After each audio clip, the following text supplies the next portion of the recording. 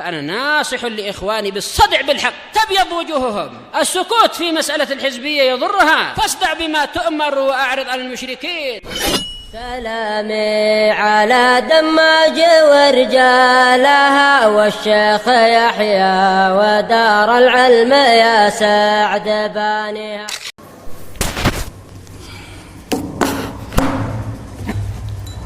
Bismillahirrahmanirrahim. Innal hamdalillah nahmaduhu wa nasta'inuhu wa nastaghfiruh wa na'udzu billahi min shururi anfusina wa min sayyiati a'malina. May yahdihillahu fala mudilla lahu wa may yudlil fala hadiya lahu. Wa asyhadu an la ilaha illallah wahdahu la syarika lahu wa asyhadu anna Muhammadan abduhu wa rasuluh sallallahu alaihi wa ala alihi wa sallam, amma ba'd.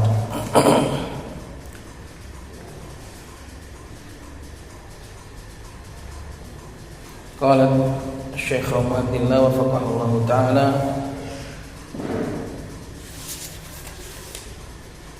wal hasadu min sifatil munafiqin. Qala ta'ala in tamsaskum hasanatun tasu'hum wa in tusibkum sayyi'atun yafrahu biha wa in tasbiru wa tattaqu la yadurrukum kaiduhum syai'a innallaha bima ya'maluna muhit. Melanjutkan tentang pembahasan hasad, sifat dengki dan betapa buruknya sifat hasad. Di antara keburukan hasad adalah bahwasanya hasad itu merupakan sifatnya munafikin. Allah Subhanahu wa taala mensifati mereka, menjelaskan tentang mereka, in tamsaskum hasanatun tasu'hum. Jika menimpa kalian kebaikan, itu akan membuat mereka sedih. Tasu'hum. Jika kalian ditimpa kebaikan, mereka akan merasa kecewa, mereka akan merasa kesal. Wa in tusibukum sayyi'atun yafrahu biha. Tapi jika kalian ditimpa keburukan, mereka akan senang. Wa in tasbiru wa tattaqu. Namun jika kalian bersabar dan bertakwa kepada Allah Subhanahu wa taala, maka la yadurrukum kaiduhum syai'a. Niscaya tidak akan membahayakan kalian tipu daya mereka sedikit pun. Makar mereka tidak akan membahayakan kalian sedikit pun. Sesungguhnya Allah Subhanahu wa taala Maha meliputi apa yang mereka lakukan, apa yang mereka perbuat. Maka dalam ayat ini Allah Subhanahu wa taala memberitakan tentang sifatnya munafikin, bahwasanya mereka itu memiliki sifat hasad, di mana hasad itu adalah merasa tidak senang ketika ada kebaikan mengena orang lain. In tamsaskum hasanatun tasu'hum. Jika kalian ditimpa kebaikan, mereka enggak senang. Sebaliknya, jika kalian ditimpa keburukan, mereka senang. Ini adalah sifatnya seorang pendengki. Maka enggak boleh hasad-hasad, termasuk sifatnya munafikin. Seorang mukmin tidaklah memiliki hasad. Wa huwa sifatun syaitaniyatun. Demikian juga di antara keburukan sifat hasad adalah dia merupakan sifat syaitaniyah, sifatnya syaitan, sifatnya iblis. Faqad hasada syaitanu abana Adam alaihi salam lamma a'tahu Allahu minan ni'am wa takabbara alaihi. Sungguh dahulu syaitan telah berbuat hasad kepada ayah kita, pada abi kita yaitu Adam alaihissalam, pada bapak kita Adam alaihissalam. Tatkala Allah Subhanahu wa taala memberikan kepada Nabi Adam berbagai macam nikmat, wa takabbara alaihi, dan syaitan merasa besar, merasa congkak, merasa sombong atas Nabi Adam. Kama qala ta'ala, sebagaimana Allah Subhanahu wa taala beritakan, Wa idh qala rabbuka lil malaikati inni khaliqum basyaram min salsalin min hama'im masnun. Dan ingatlah ketika Rabbmu berkata kepada para malaikat, sesungguhnya aku akan menciptakan manusia dari tanah. Sol adalah tanah yang kering, yang sudah bersuara, yang apabila ditiup angin dia akan berbunyi karena kering. Itu sol. Min hamaim masnun, dari jenis tanah yang hitam yang sudah bau. Jadi kita semua diciptakan dari ini, sol tanah liat yang sudah kering. Kemudian itu adalah dari tanah yang hama, tanah hitam yang masnun, yang sudah berubah baunya, berubah warna dan juga baunya.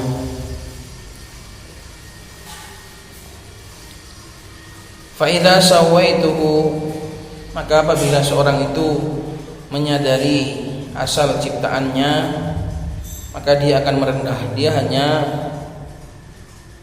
seseorang yang terbuat dari tanah yang membusuk, hamaim masnun.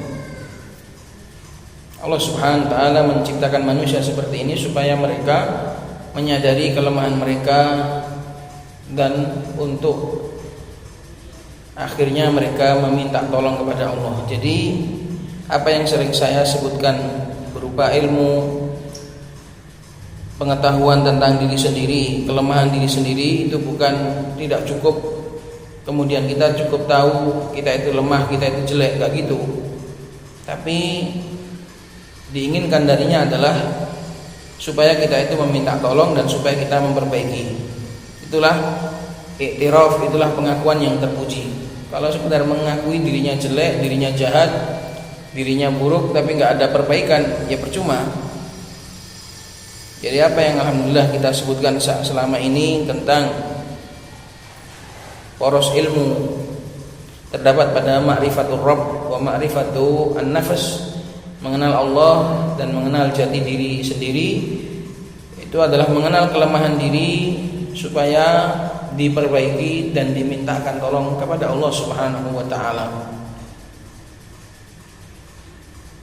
Supaya seorang hamba tidak mengandalkan dirinya dan menggantinya dengan kekuatan dari luar, yaitu kekuatan dari Allah Subhanahu wa taala.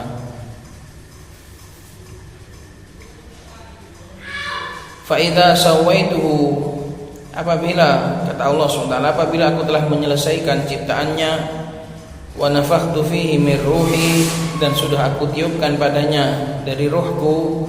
Ruhi di sini adalah idhafah al-khalq, idhafatul makhluk ilal khaliq. Jadi ruh di sini bukan sifatnya Allah. Ruh di sini adalah makhluknya Allah Subhanahu wa taala dan diidhafahkan idhafatut tasyrif, disandarkan untuk memuliakan. Jadi ruh di sini bukanlah sifatnya Allah. Karena ini adalah idhafatul makhluk ilal khaliq wa idhafatut tasyrif, idhafah yang bermakna tasyrif. Apabila sudah aku tiupkan padanya ruh, faqa'u lahu sajidin, maka jatuhlah kalian, qa'u, bersujudlah kalian, tersungkurlah kalian untuk bersujud. Faqa'u, jatuhlah kalian untuk sujud kepada Adam, merunduklah kalian untuk sujud kepada Adam, yaitu sujud penghormatan, sujudut tahiyyah, bukan sujudul ibadah. Fasajadal malaikatu kulluhum ajma'un, maka para malaikat pun akhirnya bersujud semuanya, taat kepada Allah Subhanahu wa taala. Illa iblis, kecuali iblis, aba ayyakuna ma'as sajidin, dia enggan untuk bersama dengan orang-orang yang bersujud. Maka sifat enggan untuk bersama dengan orang-orang yang bersujud ini adalah merupakan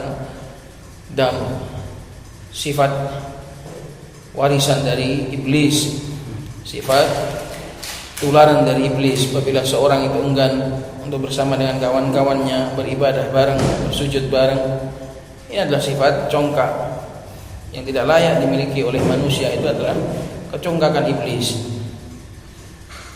Maka Allah Subhanahu wa taala mengatakan, qala ya iblis, wahai iblis, malaka alla takuna ma'as sajidin, mengapa engkau tidak mau bersama dengan orang-orang yang bersujud? Malak, apa yang ada padamu? Apa alasanmu tidak mau bersujud?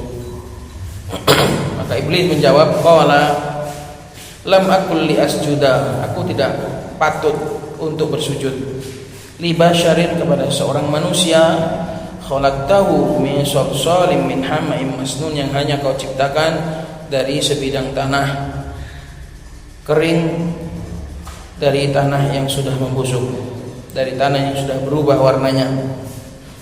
Qala fakhruj minha, kata Allah, kalau gitu keluarlah kau dari surga. Fa innaka rajim, sungguhnya engkau terkutuk. Wa inna 'alaikal la'nata ila yaumiddin, dan sungguh bagimu itu adalah laknatku sampai hari kiamat.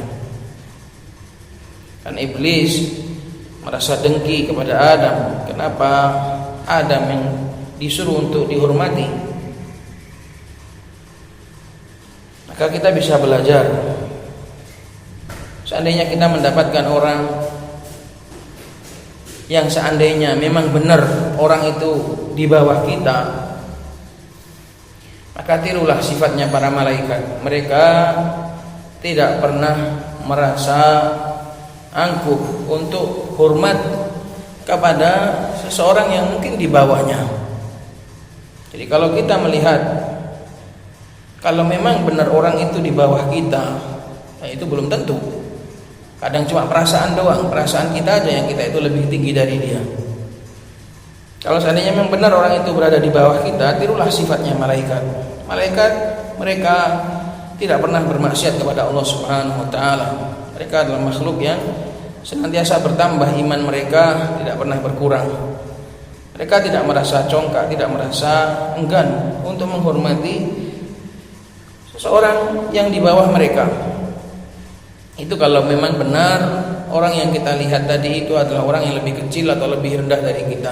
Apalagi kalau ternyata prasangka kita tadi itu cuma perasaan kita saja, kita yang salah. Ternyata orang itu lebih tinggi dari kita. Maka seandainya kamu benar memang lebih tinggi dari orang lain, tetap jangan pernah merasa congkak untuk menghormati kepada orang lain. Tetaplah hormat. Setinggi apapun kedudukanmu, setinggi apapun statusmu, tetaplah berikan hormat kepada orang lain. Karena hormat kepada orang lain tidak akan mengurangi derajatmu. Hormat kepada orang lain tidak akan mengurangi derajatmu, justru semakin tinggi. Karena hakikat seseorang itu dengan rasa hormatnya. Kalau dia memiliki hormat kepada orang lain, berarti memang dia adalah orang yang terhormat. Dia adalah orang yang terhormat. Sebaliknya kalau dia tidak memiliki rasa hormat kepada orang lain, berarti dia bukanlah orang yang layak untuk dihormati.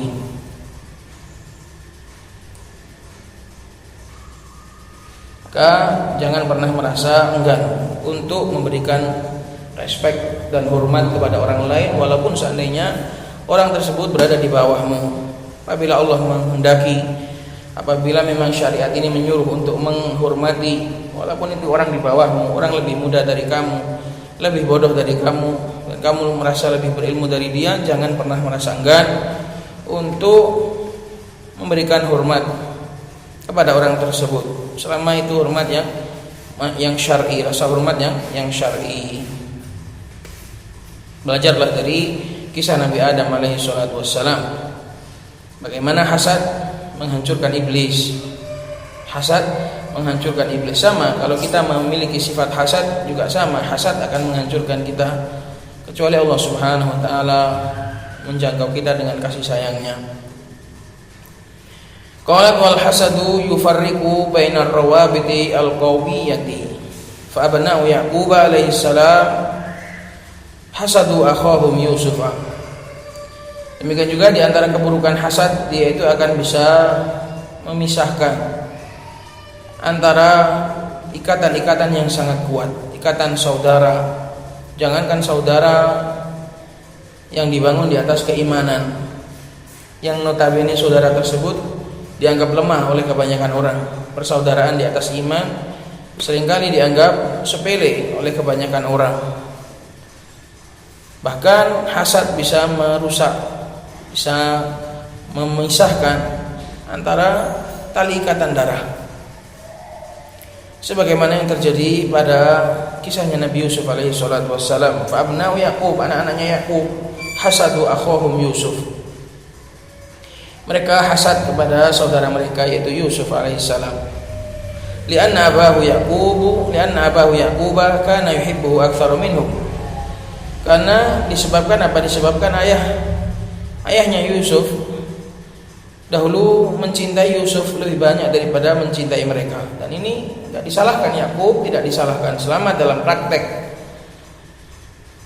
jawareh, selama dalam praktek luarnya itu seorang ayah itu adil, seorang tua ibu ayah itu adil kepada anaknya, ini enggak tercela. Adapun masalah cinta dalam hati, ini bukan berada di tangan kekuasaan orang tersebut. Seseorang mencintai tidak bisa memilih. Kama qassallahu alaina qissatahum fi surat Yusuf, sebagaimana Allah Subhanahu wa taala mengisahkan kepada kita kisah mereka dalam surat Yusuf. Lihat bagaimana terjadi semua kesedihan, serangkaian kesedihan, penderitaan yang sudah kita lewati dalam surat Yusuf, semua bermula dari hasad. Semua bermula dari hasad. Maka hasad ini akan mendatangkan nestapa. Hasad ini akan mendatangkan penderitaan. Kalau enggak Allah Subhanahu wa taala menutup dan menjangkau kita dengan kasih sayangnya. Saudara-saudaranya Yusuf seandainya tidak dijangkau oleh Allah Subhanahu wa taala dengan kasih sayang, mereka akan berakhir dengan penderitaan.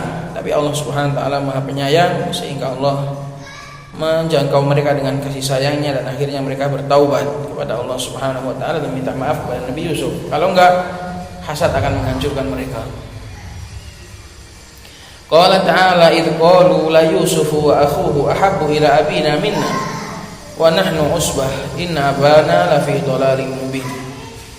Ketika mereka mengatakan sungguh Yusuf dan saudaranya Bunyamin itu lebih dicintai oleh ayah kami, oleh ayah kita. Padahal kita adalah orang kelompok yang lebih kuat, yang lebih banyak memberikan manfaat kepada sang ayah.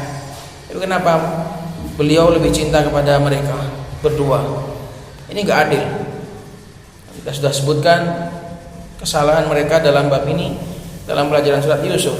Justru Yakublah yang benar, yang lemahlah yang lebih disayang. Yang kuat ngapain disayang? Inna abana lafi dhalalin mubin, sungguh ayah kita berada dalam kesesatan yang nyata, kesalahan yang nyata. Ini salah, ucapan mereka ini salah. Uqtulu Yusufa, bunuhlah Yusuf, awit rahuhu ardo, atau buanglah dia di bumi yang jauh.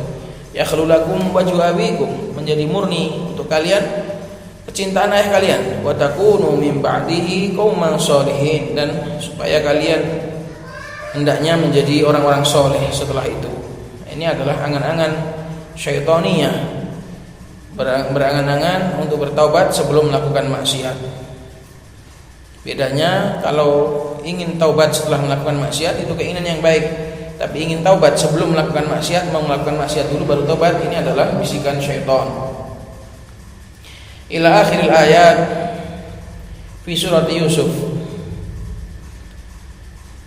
Fahammu biqatlihi, maka mereka pun ingin membunuh Nabi Yusuf, bercita-cita, berkeinginan untuk membunuh Nabi Yusuf. Bisa babi annahum hasaduhu, disebabkan mereka merasa dengki kepada Nabi Yusuf, liqauni abihi yuhibbu aktsar minhum, karena menurut mereka sang ayah mencintai Yusuf lebih banyak dari cinta kepada mereka.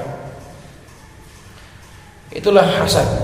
Hakadha aidan, demikian pula qissatu waladai Adam, kisah dua anak Adam.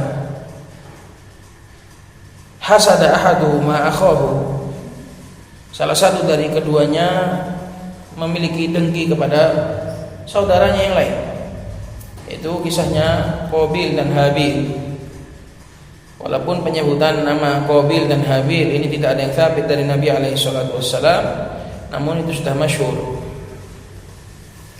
bisababi anna Allah taqabbala min akhihi al-qurbana wa huwa lam yataqabbal minhu, disebabkan Allah Subhanahu wa taala menerima dari saudara yang dibunuh tadi kurbannya, diterima oleh Allah Subhanahu wa taala.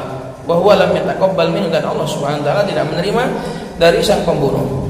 Fa'adda bil hasadu ila qatlih, maka sifat dengki menghantarkan, mendorong untuk membunuh, mendorong si pembunuh untuk membunuh saudara yang dibunuh tadi.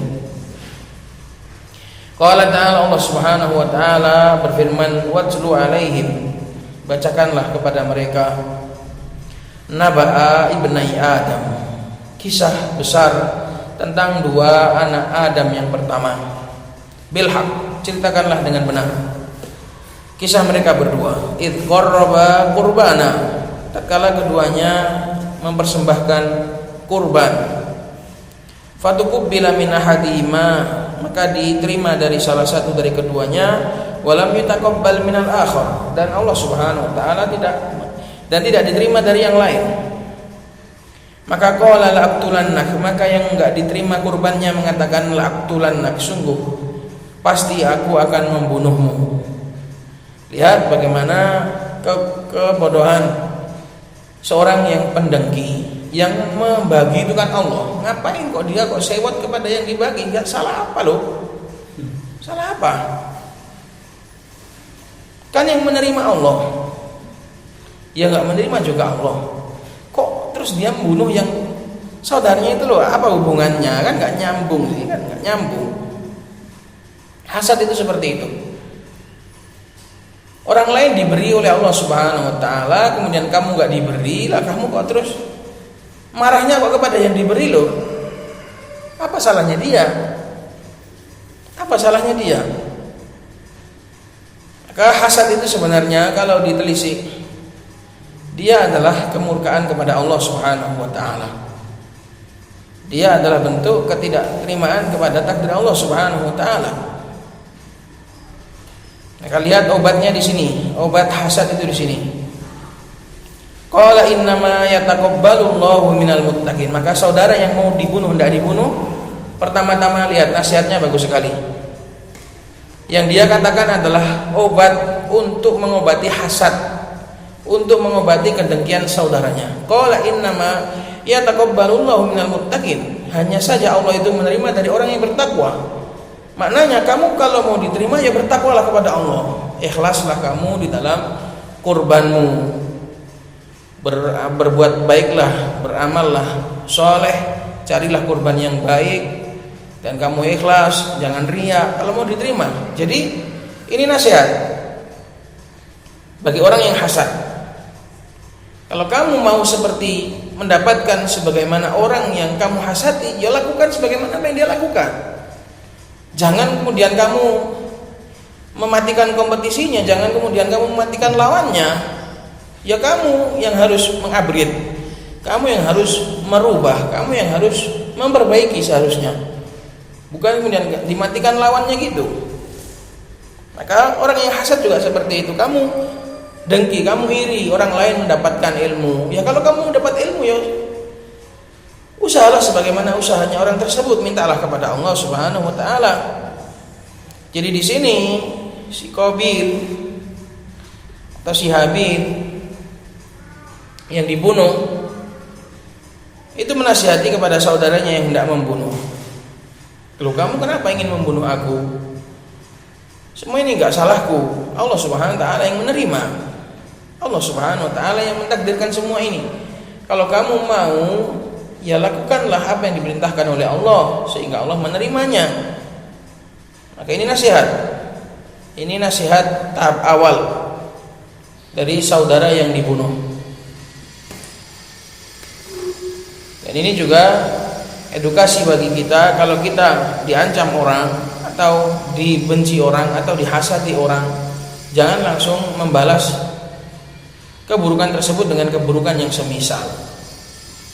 Bahkan kita juga wajib, kita juga masih terbebani untuk mendakwai dia, untuk bersikap baik kepada dia, supaya dia terhenti dari keburukannya. sebagaimana yang dilakukan oleh ini. Qala innama yataqabbalullahu minal muttaqin. Kalau kamu ingin Allah menerima kurban, ya penuhilah syarat-syaratnya. Penuhilah syarat-syaratnya. Maka orang yang hasad juga seperti itu. Kalau kamu ingin mendapatkan apa yang didapat oleh orang yang kau dengki, tirulah dia, supaya kalian berdua mendapatkan kebaikan. Jangan kemudian malah menghilangkan dua-duanya. Kalau seandainya setiap orang yang hasad itu faham ini, niscaya kebaikan itu bertambah. Kan ada dua orang, yang satunya mendapatkan kebaikan, yang satunya enggak. Kalau seandainya dua-duanya itu kalau seandainya dia mau menghilangkan hasadnya dan mau memperbaiki diri, kan dua-duanya akhirnya dapat kebaikan kan. Tapi enggak, rumus hasad itu enggak gitu. Rumus hasad itu daripada satu mendapatkan kebaikan, satunya enggak mendapatkan kebaikan, mending dua-duanya enggak dapat. Lah ini loh, kebaliknya seperti itu. Andai akal itu lurus, ketika seorang itu merasa hasad, maka hendaknya berpikirlah positif. Kalau kamu mendapati dirimu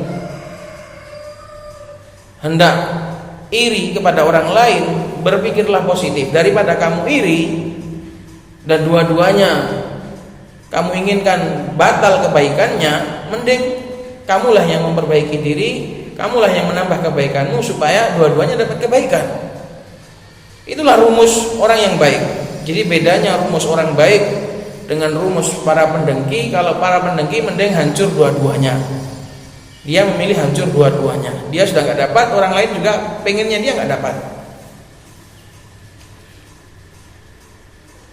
Kalau rumusnya orang baik, nggak dapat dua-duanya. Jadi kalau seorang itu baik, kalau dia itu dapat ketinggian, maka dia akan menyeret orang lain, mengangkat orang lain untuk setara dengan ketinggian dia. Itulah rumus orang baik, itulah hati orang yang baik. Kalau dia mendapatkan suatu nikmat, dia akan ingin juga orang lain mendapatkan nikmat tersebut.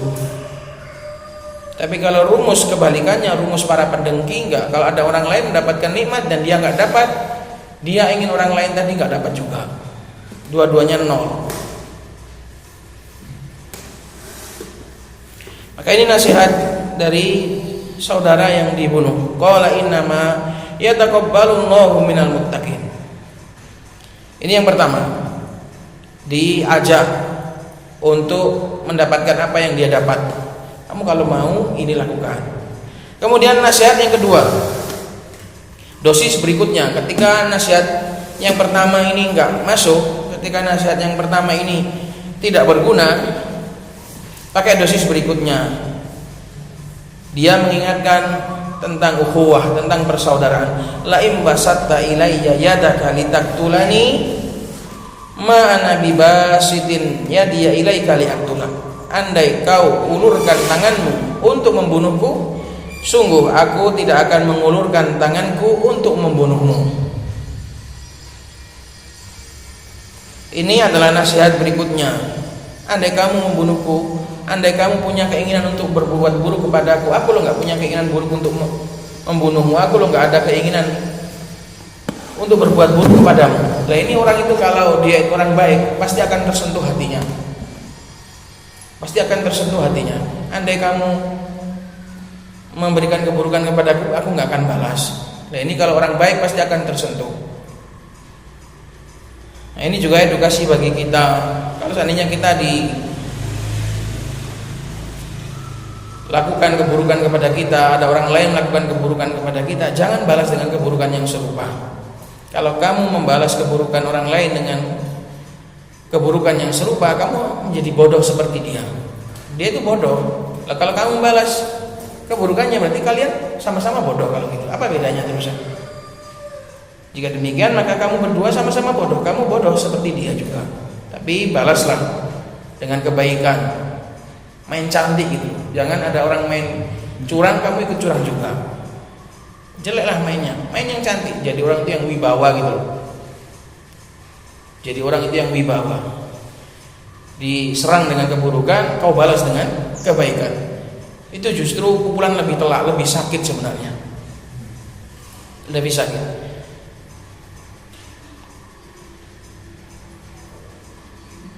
Kemudian nasihat yang ketiga, inni akhafullaha rabbal alamin.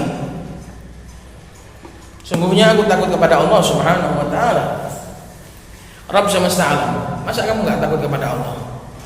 Sudah mulai naik lagi dosisnya, menakut-nakuti tentang adab Allah Subhanahu wa taala. Inni akhafullaha rabbal alamin. Sungguhnya aku takut kepada Allah Rabbul alamin. Kamu enggak takut? Kemudian naik lagi dosisnya.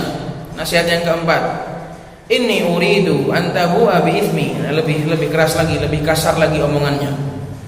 Inni uridu an tabu'a bi itsmi wa itsmika fatakuna min ashabin nar.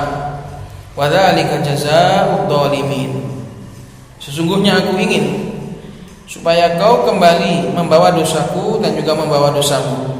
Ucapan ini diucapkan bukan berarti yang dibunuh itu menginginkan keburukan kepada yang membunuh, enggak. Tapi ini adalah membab ancaman, menakut-nakuti. Aku ingin supaya kamu membawa dosaku dan juga membawa dosamu. Fatakuna min ashabin nar. Nanti kamu jadi penghuni neraka. Gimana? Enggak takut kamu jadi penghuni neraka?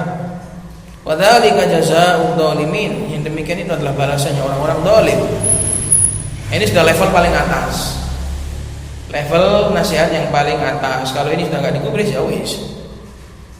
Sebagaimana nasihatnya Nabi Ibrahim kepada ayahnya, memiliki level dari level rendah kepada level berikutnya lagi. Ini juga seperti itu. Ini juga levelnya semakin tinggi, semakin tinggi, semakin tinggi. Ternyata masih enggak berguna. Maka akhirnya fatawwa'at lahu nafsuhu qatla akhihi. Maka jiwanya memaksa, mendorong bagi si pembunuh untuk membunuh saudaranya sendiri. Qatla akhihi. Di sini menggunakan lafaz akhihi. Nah, ini walaupun ayat ini khusus tentang dua anak Adam, itu berlaku kepada anak Adam semuanya. Betapa banyak kita itu terayu jiwa kita untuk mematikan saudara kita sendiri, untuk membunuh karakter saudara kita sendiri, padahal itu saudara kita. Maka hanya orang-orang yang sadar yang bisa mengambil nasihat dari ayat-ayat seperti ini. Betapa banyak kita itu terayu dan terbujuk oleh diri kita, oleh hawa nafsu, sehingga kita membunuh saudara kita sendiri. Walaupun tidak membunuh nyawanya, tapi membunuh karakternya. Betapa banyak kita membunuh karakter saudara kita. Faqatalahu, maka akhirnya benar-benar dibunuh. Fa asbaha minal khasirin, maka berubahlah dia menjadi orang-orang yang merugi. Si pembunuh, maka menjadilah si pembunuh termasuk orang-orang yang merugi. Fa ba'athallahu ghuraba, maka Allah Subhanahu wa taala mengutus seekor burung gagak, yabhathu fil ard, untuk menggali tanah.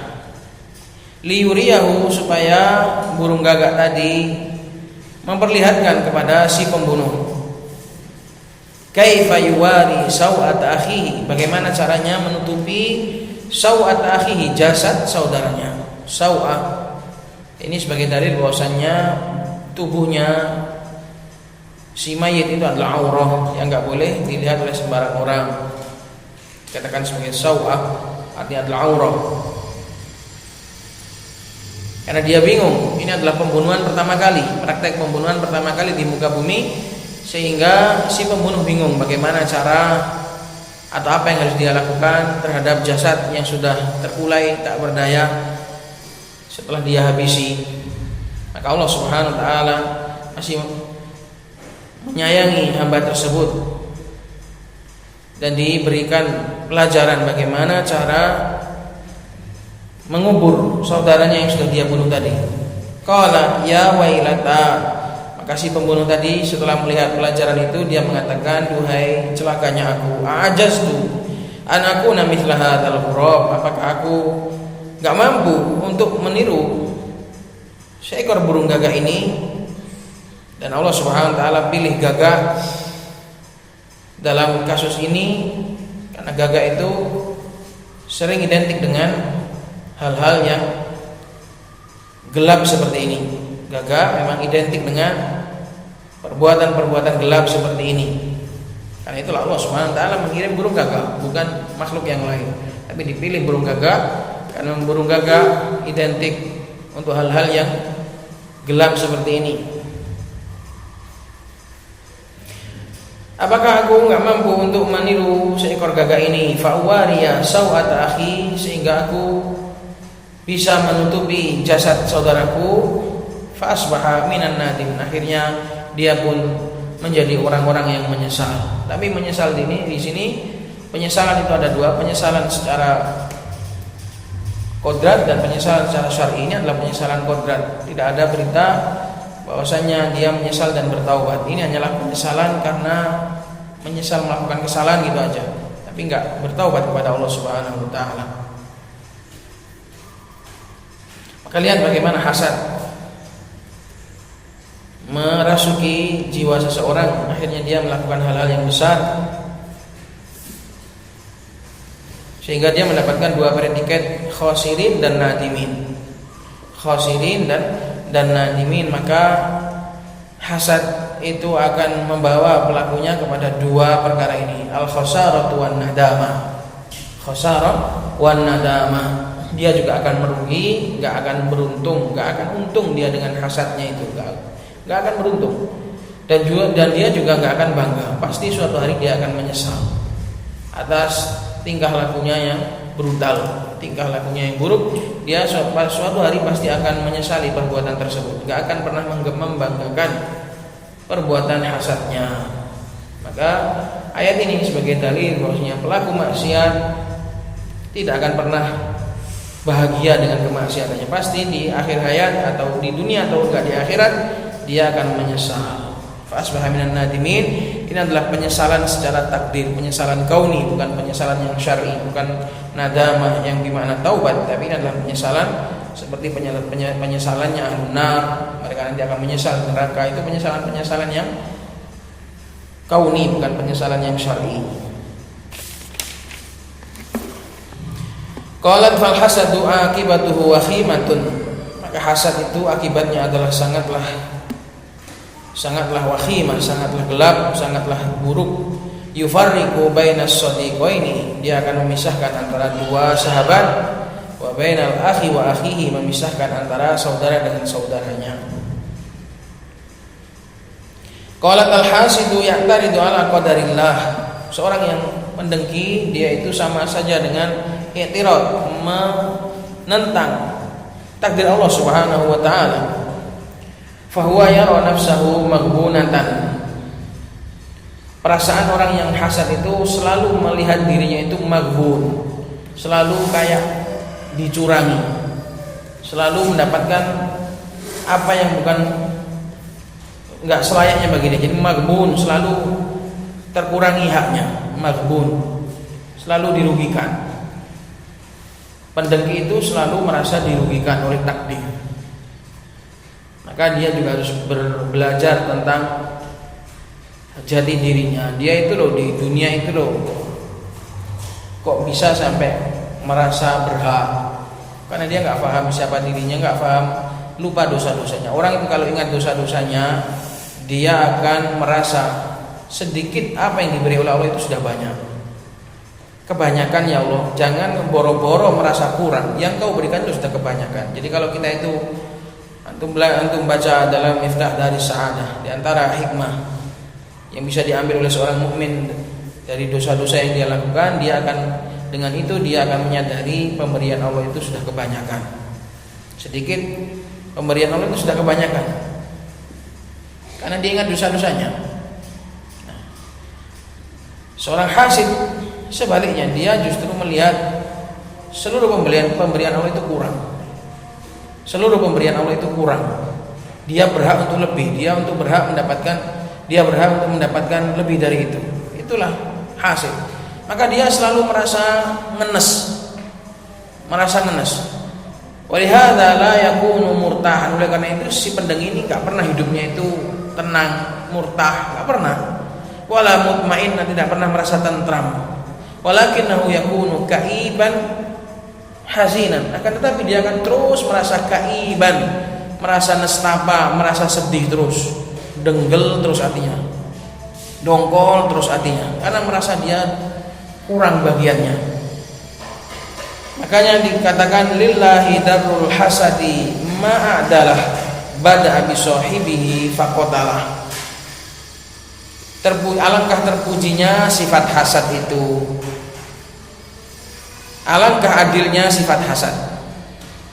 Sungguh terpuji sifat hasad itu, alangkah adilnya dia. Kok bisa hasad itu adil? Dia memulai menjadikan korban pertama kali adalah pemiliknya sendiri. Hasad itu adil. Korban pertamanya adalah pemiliknya. Lillahi darul hasad.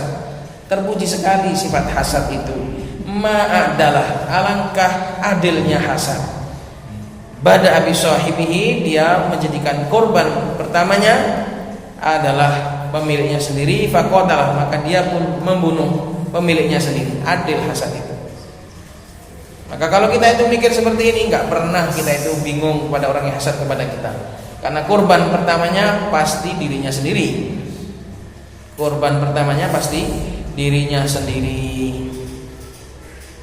Kenapa? Ya karena dia terus sedih, terus ngenes, terus hidupnya habis untuk hasad kepada orang lain.